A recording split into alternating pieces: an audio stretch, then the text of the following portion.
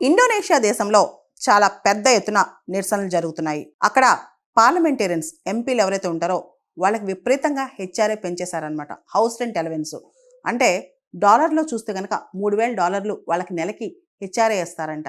అదే ఇండోనేషియన్ కరెన్సీలో అయితే 50 మిలియన్ రూపాయ అంట. సగటున ఒక ఇండోనేషియా పౌరుడికి వచ్చే వేతనాలతో దీన్ని పోలిస్తే కనుక దాదాపు వాళ్ళ హెచ్ఆర్ఏ వాళ్ళ ఎంపీల యొక్క ఏదైతే హౌస్ రెంట్ అలవెన్స్ ఉంటుందో అది 10 రెట్లు ఎక్కువ అంట. ఇండోనేషియా చాలా కష్టాల్లో ఉంది. ఆర్థికంగా అసమానతలు చాలా ఉన్నాయి. విపరీతమైన కరప్షన్ ఉంది. దాంతోపాటు గవర్నమెంట్ చాలా పొదుపు చర్యలు, ఆస్టరిటీ మెజర్స్ కూడా తీసుకుంటుంది అనమాట.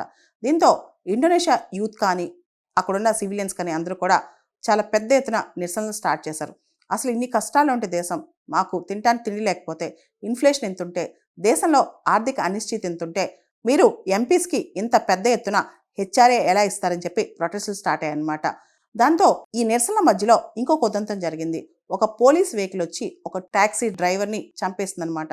దాంతో ఆ డ్రైవర్ చనిపోవడంతో యువత మొత్తం తిరగబడ్డారు. అవంతా హింస స్టార్ట్ అయింది. ఆర్సన్ అంటే ఒకళ్ళపైన ఒకళ్ళు నిప్పంటించుకోవటం, లూటింగ్ చేసుకోవటం, గవర్నమెంట్ ఆఫీస్లోకి యూత్ అందరూ వెళ్ళి మూకగా వెళ్ళి అక్కడ హింసని రెచ్చగొట్టడం ఇవన్నీ చేస్తున్నారనమాట.